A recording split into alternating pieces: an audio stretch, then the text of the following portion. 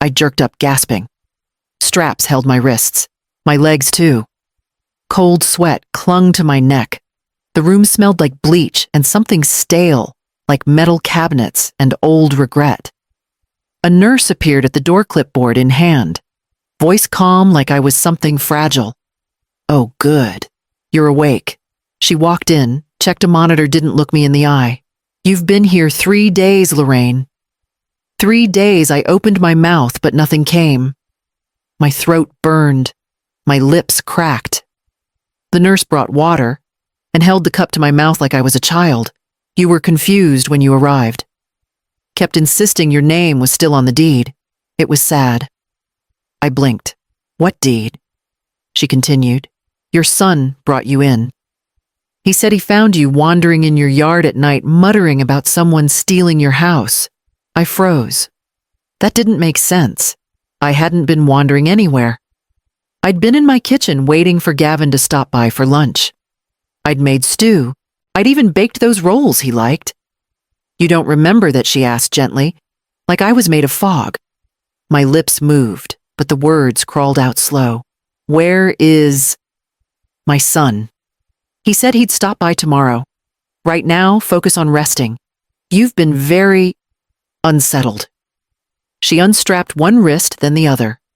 My skin burned under the leather. She handed me a small cup with 2 pills. Just something to help. Doctor's orders. I didn't take them. Later that day, a doctor came in. Polite, rehearsed. Said words like cognitive lapse, age-related confusion, and paranoid ideation. I asked him if I could go home. He said that wasn't up to me. I wasn't under arrest, he clarified. Just on a hold. For my safety. The phrasing was soft, but the walls were not. By evening, they let me walk around a bit. No phone, no visitors. Just pastel walls and windows that didn't open. The woman in the next room screamed when the lights went out. I sat on the edge of my bed, hands trembling. And then it hit me. Where was my purse? Where were my house keys? Where was the ring I never took off? I found none of them. At breakfast the next morning, a young woman in scrubs leaned in. "Your son said he's handling your affairs. You don't need to worry about the house." "What house?" She smiled too wide. "Your property. It's being taken care of." I dropped my spoon. Something deep in my chest turned cold. Not a fear, a certainty. I'd been moved, silenced, erased, and someone had called that love. By the time Gavin showed up later that afternoon, my hands had stopped shaking. I sat up straight. I smiled. He brought me a bag of oranges. Told me how tired he'd been. How he found me hysterical talking nonsense in the backyard. "I had to act fast, Mom. You weren't well." "I see," I said softly. "You'll thank me when you're better. The new owners are nice people. They're renovating the place finally." I didn't respond, just stared at his eyes. He didn't flinch. And that was when I knew. This wasn't panic. This wasn't concern. This was a plan. And my own son had led it. I pulled the clipboard from the foot of the bed. They'd left it there, careless. Maybe they thought I was still groggy, still confused. My name sat at the bottom of a discharge form, slanted, rushed. But not my handwriting. I've signed my name for decades. On report cards, on mortgage checks, on my wedding license, on the deed to that house. I know my own hand. This was not it. The ink looked fresh. I turned the page, a second signature. This time Gavin's. Neat. Blocky. Confident. His had a witness line beside it. Mine did not. I held the clipboard against my chest like a shield. I could hear my heartbeat in my ears. Every beat louder than the last. They'd faked my consent, faked my words, faked my will. And while I was sedated, they used that fake to get what they wanted. That house. It wasn't just wood and paint. My husband and I had built it from scratch. No debt. No bank owned it. Just us. I'd raised Gavin in it. Buried my husband with the porch light still on. Now it was gone. gone to strangers or worse, not strangers at all. I asked the nurse later if she could confirm something for me. How long have I been here exactly? Today is your 4th day, she said. You were admitted Saturday night. Saturday? I'd made stew. Saturday, Gavin had texted that morning. See you for lunch. He never showed. I remembered waiting at the kitchen table, checking the clock, stirring the pot. Then nothing. Just a blur of nausea. A spinning room. My knees hitting the tile. Now 4 days later, he sat across from me, smiling, like nothing was wrong. I waited until the nurse left. Slipped the form into my robe pocket, folded tight. I didn't want to confront him yet. Not until I knew more. At group session, they wanted us to talk about misunderstandings with loved ones. One woman wept about her daughter taking her car keys. Another said her son had canceled her cable. I didn't speak. I just listened. Afterward, I asked to use the phone. Only numbers on your file, Ms. Mercer, the receptionist said.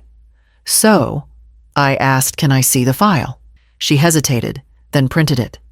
There on the emergency contact page was Gavin's handwriting again.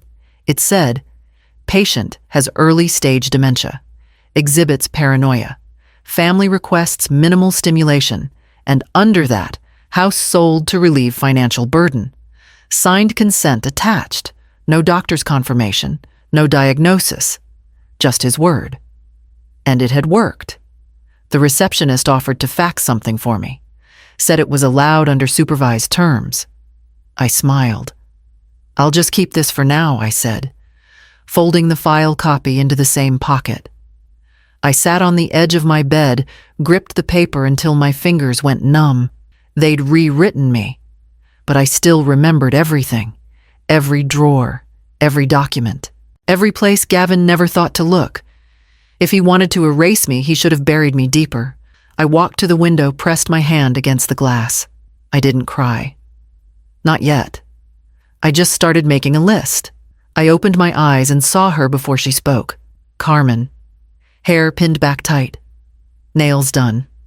Smile sharp. She stood just inside the door, holding a cardboard tray. Look who's finally up, she said lightly. I brought coffee. I sat up slowly. She didn't offer a hug. She placed the tray on the side table. 4 cups, but only one without a lid. She slid it toward me. Black. No sugar. That's how you like it, right? I stared at her hand. Steady. Painted. No tremble at all. I nodded once. Picked up the cup.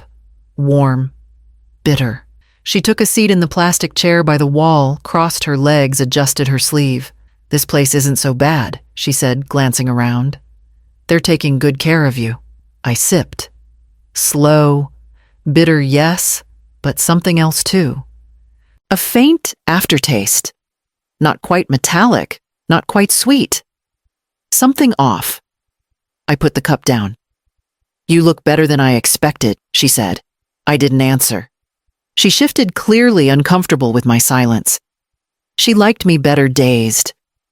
I know this was all sudden, she continued, but you weren't yourself.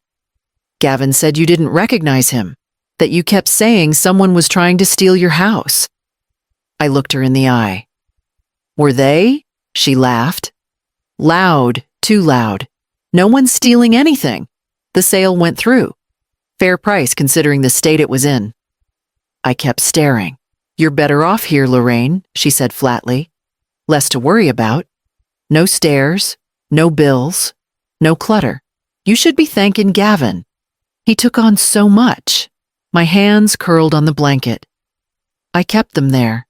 She stood, brushed invisible lint off her sleeve. We'll come by again next week. Maybe bring Logan, but only if you're feeling stable. She didn't wait for my answer. As the door shut behind her, I picked up the coffee again, brought it to my nose.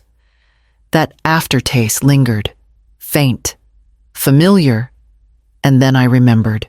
Saturday. Gavin's voice saying, she made stew. Carmen's footsteps in the kitchen, a hand on my shoulder, her smile as she said, let me fix your cup, Lorraine. You sit. I'd sipped from that mug. Felt the dizziness start within minutes. felt my legs give out on the way to the hallway. I'd blamed it on blood pressure, on age, on not eating enough. But Carmen had poured that drink. And now here she was again, offering coffee laced with history.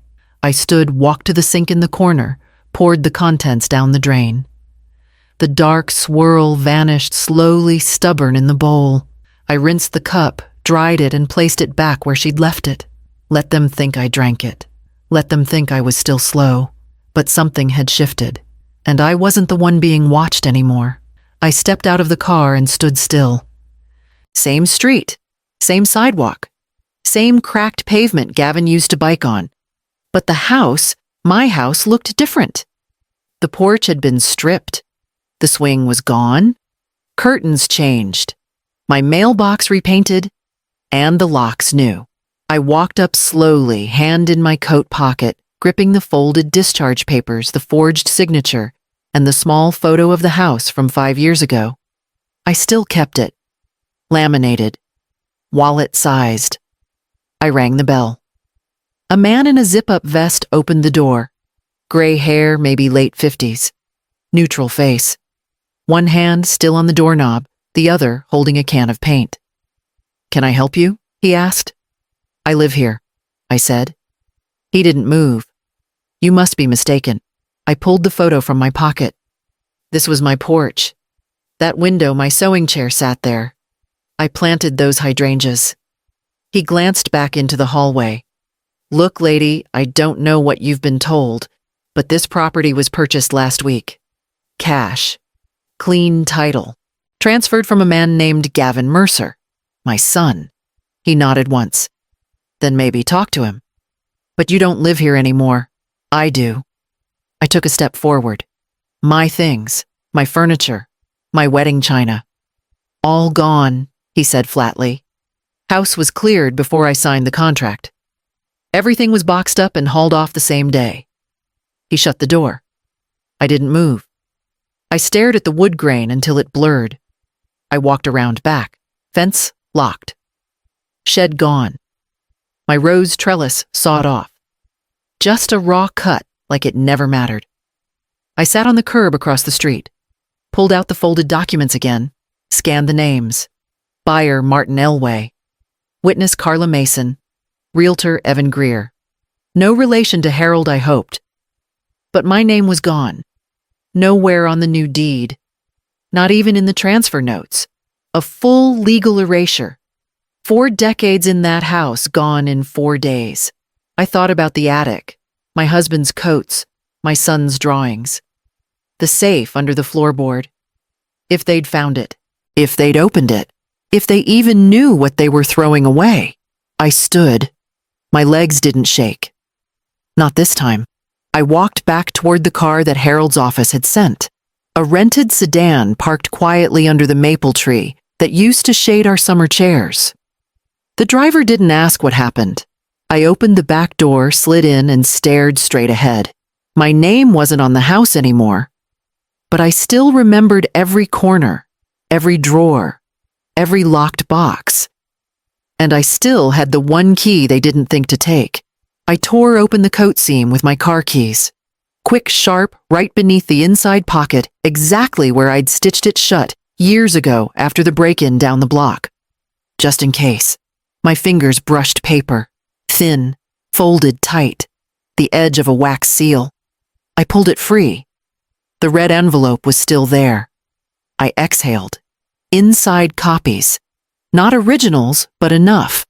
A photocopy of my deed, dated and signed with my full name back when the house was first refinanced in 2003.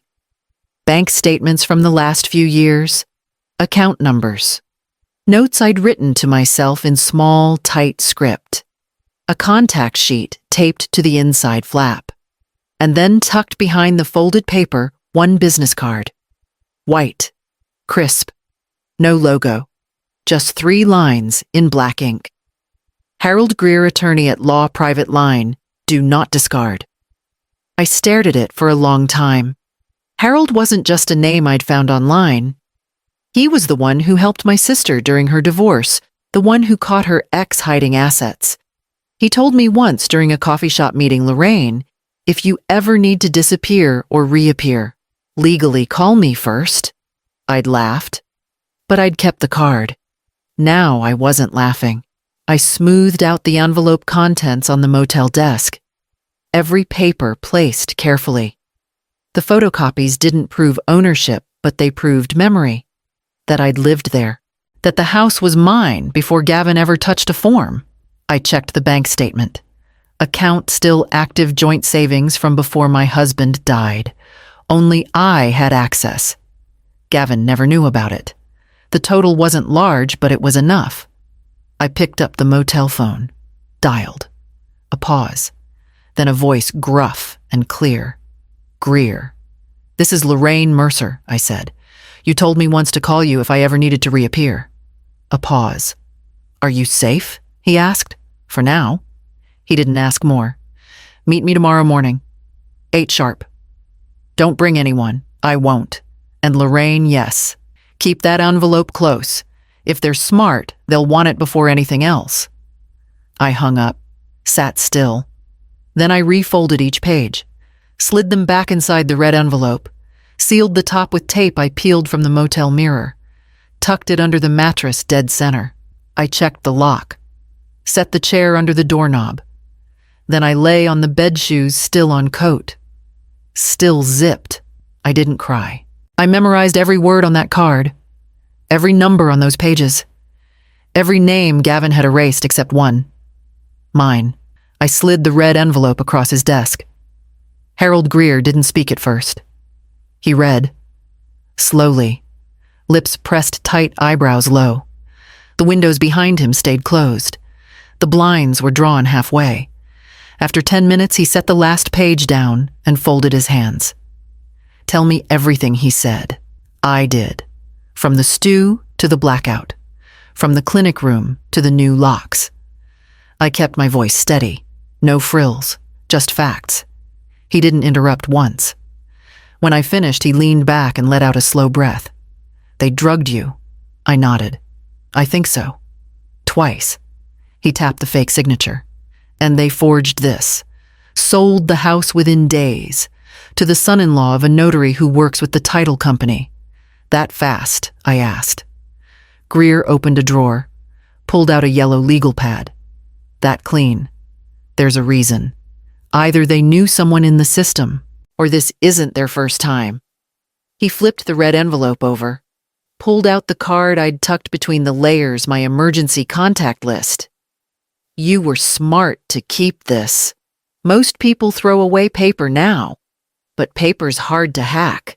I almost laughed. That why you still use fax? It's why I'm still in business. He stood and walked to a locked cabinet, opened it with a key from his chain, inside folders. Dozens. He pulled one from the back. 3 years ago, woman in Astoria.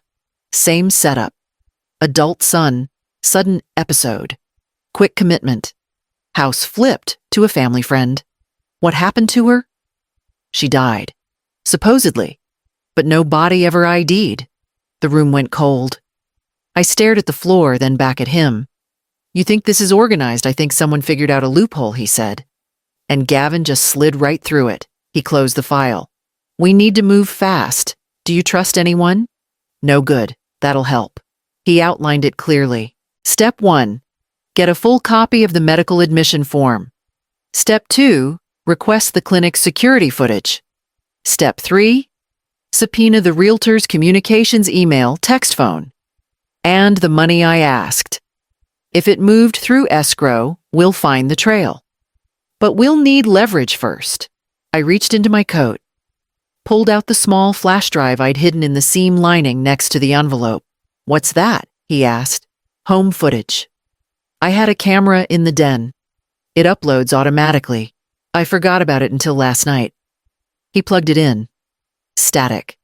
Then Carmen's voice. Saturday morning. Just pour it into her tea, she won't notice. Then Gavin's laugh. She'll be out by the time I'm back from signing. Greer turned slowly toward me. You just handed me a bomb. I nodded. And you know how to use it. He didn't smile. He pulled out a sealed envelope from his drawer. wrote something across the front. If I disappear, he said, you give this to the state's attorney general. I tucked it into my purse. And I knew then we weren't just playing defense anymore. I rang the doorbell and waited. No response. I rang again. The door creaked open, and Gavin's face appeared smiling like nothing had happened. Mom. You're out. He stepped aside, motioned me in. You should have called first. I walked past him without speaking. The house still smelled like lemon cleaner and new carpet glue. My furniture was gone, the walls repainted. The only thing left from my life was the wood frame around the kitchen doorway, and even that looked sanded down. Dinner was already on the table. Roast chicken, steamed broccoli rice, all laid out like a scene from a family brochure. Carmen sat at the head of the table, legs crossed, phone in hand. Logan, my grandson, sat beside her, fidgeting with his fork. I pulled out the last chair. It scraped loudly across the floor. No one looked up. Carmen finally spoke. Well, glad you're stable enough for visitors. I didn't answer. Gavin sat across from me. We weren't sure when they'd let you out. How are you feeling? I feel robbed, I said. He blinked. Carmen smirked. Logan's hand froze. I know it's a lot, Gavin said quickly, but it was for your safety. You weren't well. The house is no longer mine, I finished, and neither is my name on the records. Silence. Carmen cleared her throat. We'll be happy to send some boxes to wherever you're staying. The nursing place, what was it called again? I stared at her. She sipped her wine. Don't worry, we're not cruel. You can keep a few things. The wedding photo if you want. Though it didn't really match the new decor. I didn't touch the food. I looked at Logan. He was 16, old enough to know what was right. Logan? I said quietly, did you know I was in a hospital? He didn't look up. Did you know they sold the house while I was unconscious? His fingers tightened around the fork. He began. But Carmen cut in. We don't involve him in grown-up decisions. It's better that way. Gavin kept his eyes on his plate. Let's not do this right now. I stood. Slowly, my hands flat on the table. You already did it. Behind my back. With my name. With my life. Mom, Gavin started. Please don't make this dramatic. I picked up my napkin, folded it once, and placed it neatly on the table. You think this is drama, I said. You haven't seen what I've saved. Carmen raised an eyebrow. Is that a threat? No, I said. It's a memory. I turned to leave. Logan looked up just once. His eyes were glassy, but he didn't speak. I opened the front door myself. No one followed. No one stopped me. The wind outside was cold, sharp, biting. It didn't matter. Because for the first time since waking up, I felt absolutely clear. I parked 2 houses down. Engine off. Lights out. The front yard was unrecognizable. Where my rose bushes had once stood now, there were orange flags, neon spray paint on the lawn, and a team of contractors walking the perimeter with clipboards. One of them pointed toward the backyard. Another marked something near the driveway. A truck pulled up with a vinyl sign on the side, Wayland Property Solutions. I stayed behind the wheel, silent, still. My home had become a project. Across the street, a woman pushed a stroller, glanced toward the work, and shook her head. I wondered if she knew the house's real story, or if the lie was already printed and sold. I took out my phone, snapped photos, license plates, contractor logos, timestamps. At noon, a man stepped out of a black SUV and shook hands with the lead foreman. Tan coat aviator glasses, too polished for this neighborhood. He handed over a folder, laughed, clapped a shoulder. I didn't need to guess who he was. Carmen's father. Greer confirmed it later that afternoon. Name's Douglas Wayland, he said, reading from the screen. Registered flipper in 3 counties. Has 6 LLCs tied to his name. 5 shell properties. And he bought your house for $312 grand less than half market. He turned the screen so I could see. The signature. Gavin's. He forged the power of attorney form, Greer said. Or Carmen helped him do it. Either way, the clinic signed off too easily, too fast. I folded my arms. So they planned it. More than planned. They positioned it. He showed me the timeline. I followed the dates. Carmen's father had started filing remodeling permits a full day before I'd even been admitted to the clinic. Before the sedation. Before the forged signature. They knew. Who do we hit first? I asked. Greer smiled faintly. We don't hit. We squeeze. He reached into his drawer, pulled out 2 copies of a form, and slid them across. Statutory request for transactional correspondence. If any party refuses to comply within 5 business days, we escalate. I signed. He gathered the papers, clipped them into a red file, and said nothing for a moment. Then Lorraine. This isn't just financial fraud anymore. I know. This is coordinated elder abuse. Premeditated. And if we get the clinic's cooperation logs, it could go federal. I leaned forward. Then we don't flinch. He nodded once. Not even if they offer a deal. I left his office just before dusk. The air was colder now. Dry. My old house was probably being gutted already. But I wasn't empty. Not anymore. I still had the footage. I still had the red envelope. And I still had Greer. I handed over the key with both hands. The banker gave me a look, part protocol, part curiosity, but said nothing. She scanned my ID typed into the terminal and nodded. Box 314. I'll escort you. We walked through the security door past the vault into a quiet corridor lined with steel. She inserted her key. I inserted mine. The lock clicked. When she left me alone, I pulled the box out slowly, like I was lifting bones. It had my husband's initials etched faintly on the side. I set it on the small table and opened it. Inside, envelopes. Manila thick. A leather folder. A smaller steel case with a combination lock. I remembered the number instantly, our wedding date reversed. The latch opened. First the original deed. Full ownership. Dated, notarized, clean. No mention of Gavin. No second party listed. Just my husband and me with the clause at the bottom. Upon death, passes solely to surviving spouse. Second, the life insurance document. $250,000. Still valid. My name circled. Carmen's name appeared nowhere. Third, the trust clause. My breath caught. I'd forgotten about the trust. My husband had set it up after his first stroke just in case. A fallback measure. But I'd never activated it. It required 2 witnesses and a notarized update. I'd put it off for years, buried it, almost let it die. Now I saw what he'd written in the margin, Lorraine. If something ever happens, use this. It locks the house under your name until death, and no one can touch it without full court review. I leaned back. They hadn't stolen my house. Not really. They'd stolen the surface. But this was the foundation. If we filed the trust retroactively backed by the deed, the marriage certificate, and my legal status, it could freeze the title, reverse the sale, and flag the entire transfer chain as fraudulent.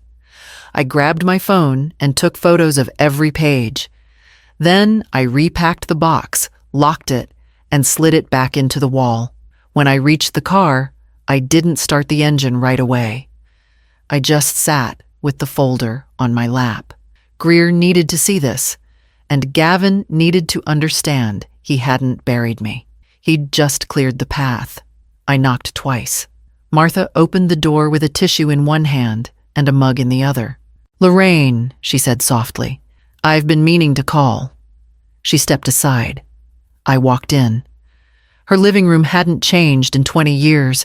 Same yellow curtains, same glass duck collection by the window, but the silence was tighter than usual. "I saw the trucks," she said, "but no one told me anything." "I didn't tell them to sell," I said. I was unconscious. Her eyes widened. You're kidding. I shook my head. I need to ask you something. Do you still use that door camera? She blinked. The one Paul installed before he passed. Sure.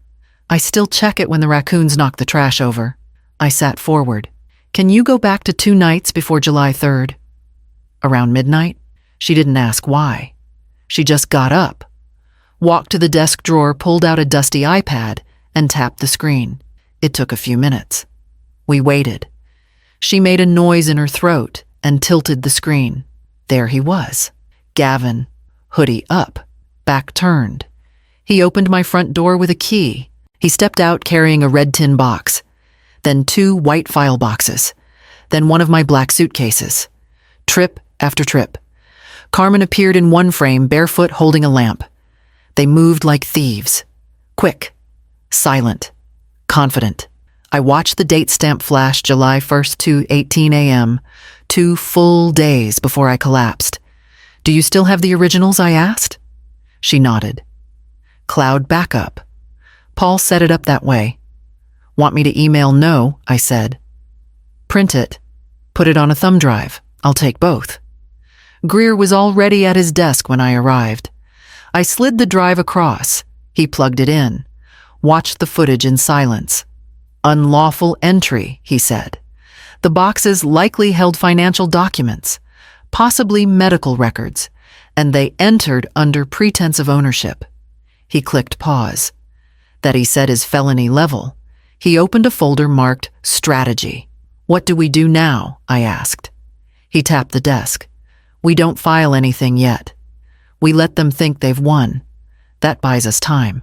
I nodded. Meanwhile, he continued. I'll secure your hospital records, initiate a motion to freeze any future property transfers tied to that LLC, and prepare the civil fraud suit. He turned back to the screen. And this, he said, pointing to Carmen's face in the camera footage, is the mistake they'll never see coming. I walked out of his office calmer than I'd been in weeks. They thought the door was closed, but I'd just opened the back window. I dialed the first number before my coffee cooled. Lorraine, the voice cracked. Good Lord, it's been years. Robert. I said I need a moment. Robert Epps had been my husband's personal banker for over a decade. He knew every account, every clause, every conservative move my husband made to protect us. I'm not calling for sympathy, I told him. I'm calling because someone sold my house while I was unconscious. Silence. You still remember the trust folder? I do, he said. Blue cover. His handwriting. I found it, and I've got Greer on it now. Robert exhaled. What do you need from me? An affidavit. Anything to show he'd never authorized this transfer. And the original valuation. He didn't hesitate. Give me until the afternoon. I ended the call and moved to the next. Dr. Halverson, my husband's primary physician. He picked up after the 3rd ring. Lorraine. Everything okay? Not quite. You signed off on my husband's DNR years ago. Do you still have his written instructions? I do, he said. Why? Because someone just signed a false one in my name. His voice sharpened. I never received a request. Who signed it? My son. He cursed under his breath. I'll fax you my medical chart, I said. Take a look at the timing. You'll see the sedation. You'll see how fast it moved. I'll write the statement tonight. I didn't thank him. There wasn't time. The last call took longer. Judge Evelyn Maynard, retired now. Used to live down the street. We shared coffee every month for years until Carmen accidentally forgot to invite her to Gavin's 2nd wedding. She answered on speaker. Her voice, steady and sharp, had not dulled one bit. You're calling because you've been wronged, she said plainly. Yes. Tell me everything. I did. Every name. Every file, every forged signature. When I finished, she said, Greer's good. But if they drag this to court, you'll need weight. I'll be that weight. By noon, Greer had all 3 names in his active file. 3 witnesses, 1 financial, 1 medical, 1 judicial. He laid them out like cards on a table. I leaned forward. How soon can we strike? He shook his head. Not yet. We still need to pull the clinic records. And I want one more thing. What Carmen's digital trail, emails, messages, calendar logs. I frowned. That'll take time. We've got time, he said. And now we've got reach. I walked out with a folder under my arm and 2 more names saved in my phone. I wasn't whispering anymore. I was building. The email landed at 9:12 a.m. Subject, quick request. I didn't open it right away, just stared at the sender, Carmen H. Mercer. That smug middle initial always made me pause, like she wanted the world to know she married up. When I clicked it open, the first line was as cold as her smile. We're converting the guest room into a nursery home office. Gavin and I were talking, and it would really help if we had your Medicare form signed just for planning purposes. You understand. Thanks in advance, I read it twice. Then once more slower. No greeting. No question. Just entitlement dressed up as domesticity. She wanted my Medicare information after staging a mental breakdown, after erasing my name from the deed, after gutting my home. And now she thought I'd hand her the last lever of control. I didn't reply. Instead, I printed the email, highlighted the phrase just for planning purposes, and dropped it into the growing folder labeled Leverage, Secondary. Then I brewed a fresh cup of coffee, sat down, and smiled. The audacity didn't even sting anymore. It confirmed everything. She thought I was still weak, still fogged up, still grateful to be remembered. Greer called at noon. I just got the clinic records, he said. Sedative administered on July 2nd noted as voluntary calming measure. No prior evaluation. No consent form scanned. Because there wasn't one, I said. And guess who authorized it? Not a doctor. A family representative name redacted. But I've already filed the request for unredacted logs. They're slipping. They're arrogant, he corrected. And that's better. I told him about the email. He asked me to forward it. When he saw it, he let out a short breath. She just opened a new door. What do you mean she acknowledged a physical address change conversion of a guest room? That implies long-term occupation of the property, despite a disputed sale. I smiled again.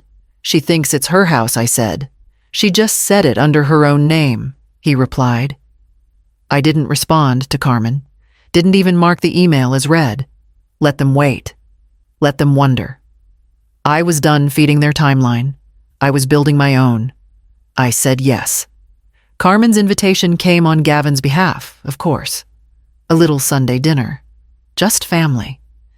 She worded it like a peace offering. I wore the same cardigan I'd worn the last time they saw me, the one they whispered about behind my back. I arrived 5 minutes early. Gavin opened the door with a smile that didn't touch his eyes.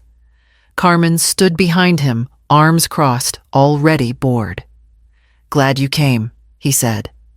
I nodded and stepped inside. Everything in the living room was mine, formerly mine. The rug, the framed print over the fireplace, even the throw pillows with the stitched sunflowers. Carmen had added her touch, though. Oversized vases, metallic paint. No warmth. Dinner was already set.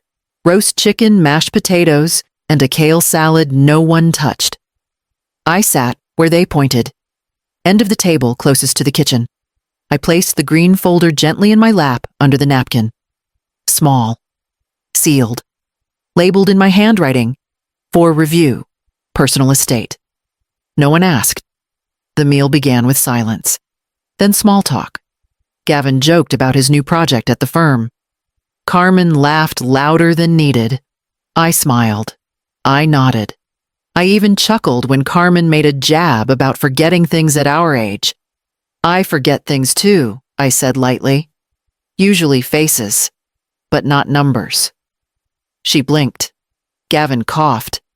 I sipped my water and stayed silent. When dessert came out, I complimented Carmen's pie, even though it was store-bought. She beamed, then leaned over and whispered, We'll help you settle things soon. I hear the county has good assisted options. I looked at her full smile and said, That's thoughtful. I never touched the pie. As they cleared the dishes, I left the folder on the chair under my coat. Not to forget it. To let it be found. It contained nothing urgent. Just a few old receipts. A fake trust document. A blank check. All in my handwriting. All bait.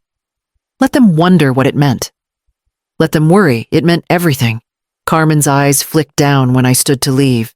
I turned back at the door and said, Dinner was lovely. And I meant it. I accepted the invitation with a gentle, practiced smile. Carmen's message was thick with false warmth. We thought it'd be nice to celebrate you. Just lunch. Close friends. Gavin's planning something sweet. I replied with one word, lovely. That word had done a lot of work lately. On the day of the lunch, I dressed simply. No jewelry. No color.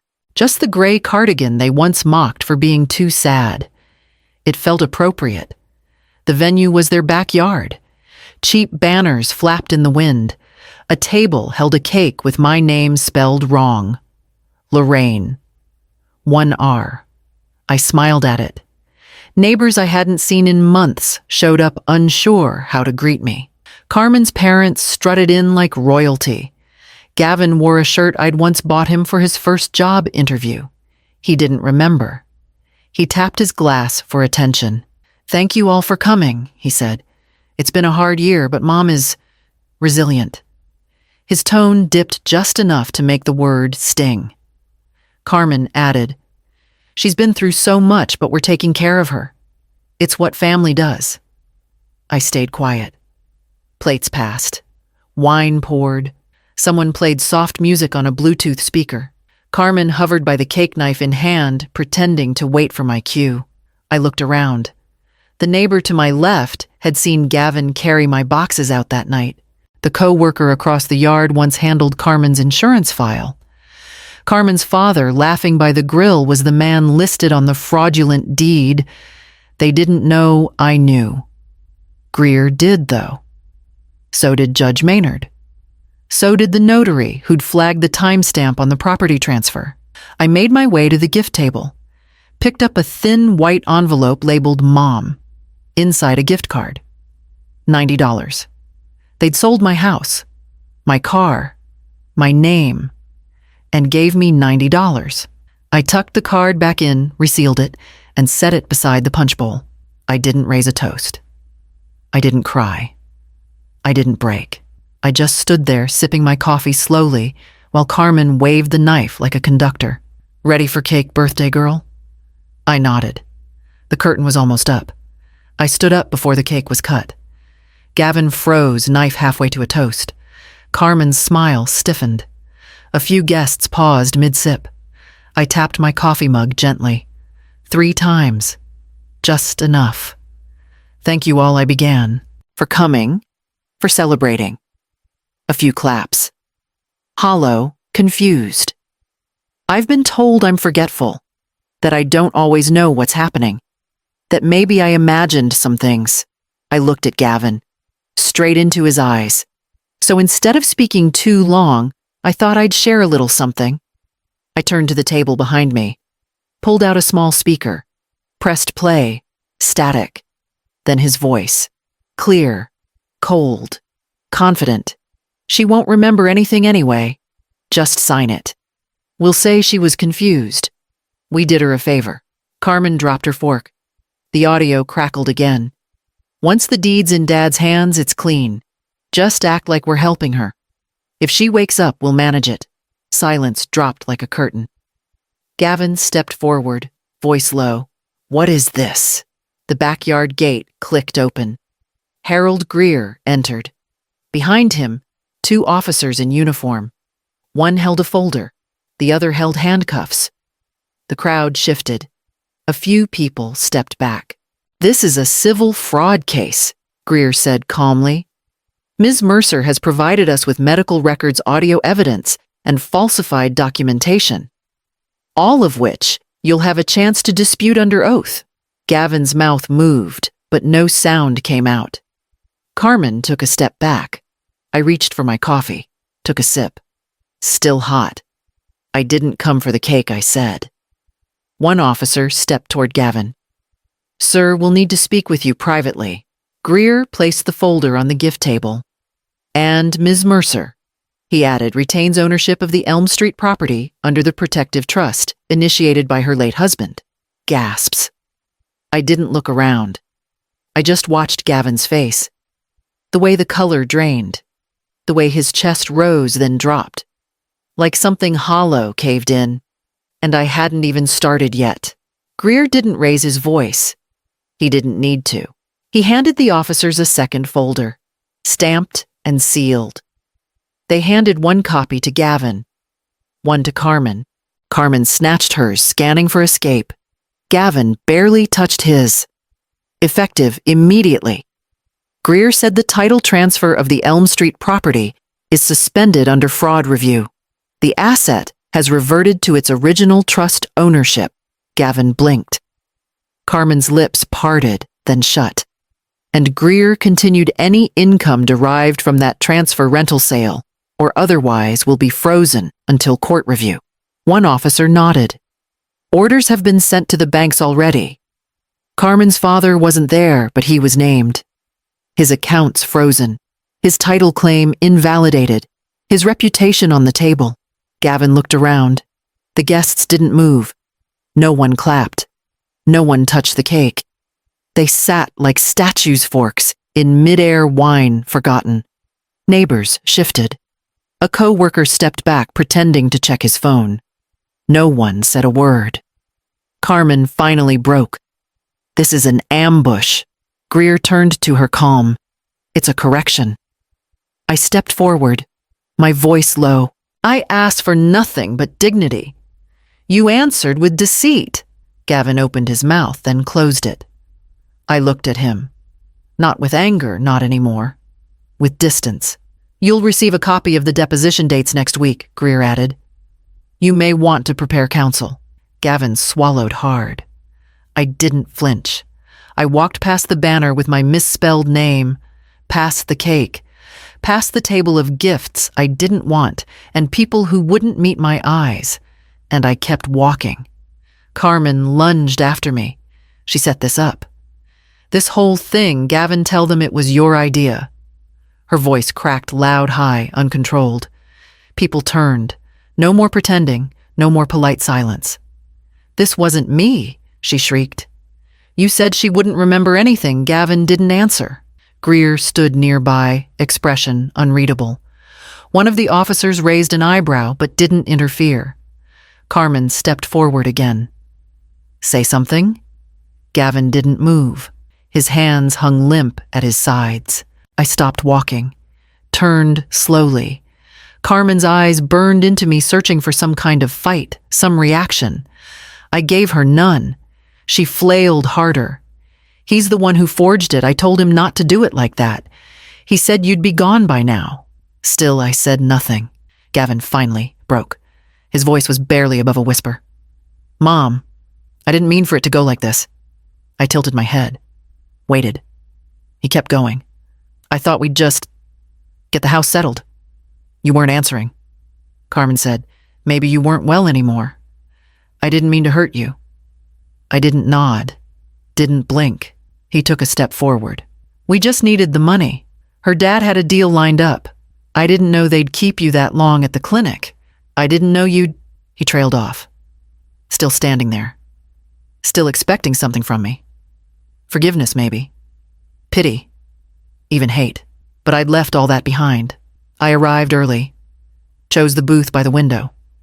Faced the door. Ordered black coffee, no sugar. Gavin came 10 minutes late. Wrinkled shirt. Dark circles. No smile. He sat without asking. I just want to talk, he said. I stirred my coffee. Didn't answer. He leaned forward. Mom, I know I messed up. I know I hurt you. I watched the cars outside. Watched a woman walk her dog past the glass. I thought we could fix this. You and me. I looked at him. Not as my son. As a man who made choices. Clear, sharp ones. He ran a hand through his hair. I panicked. Carmen said you wouldn't even remember, that it was safer this way. He looked up, searching. I still remember you reading to me when I was sick.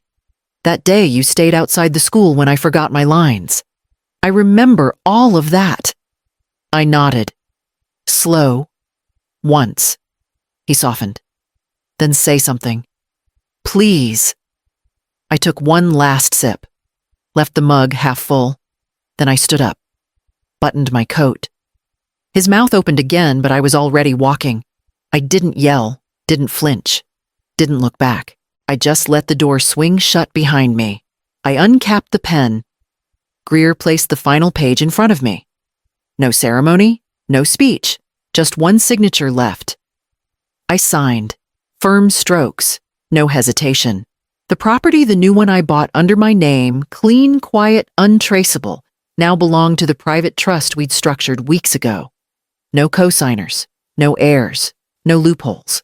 Mine, until I say otherwise. I passed the paper back. Greer checked it, nodded once, slid it into a folder marked green. Effective immediately, he said. Fully protected. I nodded, then handed him a second envelope already addressed. He opened it, read the check inside. The shelter? Yes. He met my eyes. That's generous. I shook my head. It's not charity. It's justice. He folded the check, placed it in the outgoing tray. I stood. No more boxes, no more storage units, no more courtrooms. I had my name, my future, my silence. And I knew exactly what to do next. I opened the door, stepped barefoot onto the wood. Cool morning air. Dry still. The porch faced east. Sunlight slanted across the gravel. No voices, no engines, no deliveries. I carried one thing, a ceramic mug chipped on the handle. Black coffee, no sugar. The words printed on it had faded, but not completely. Still here. I sat down. No one called. No one shouted my name from a back hallway. No one asked for papers, pills, permission. The title to the house sat sealed in the drawer behind me. The deed. The trust. All of it under my control. I drank slowly. Birdsong. Distant wind. I had nothing more to prove. Only the next chapter to begin.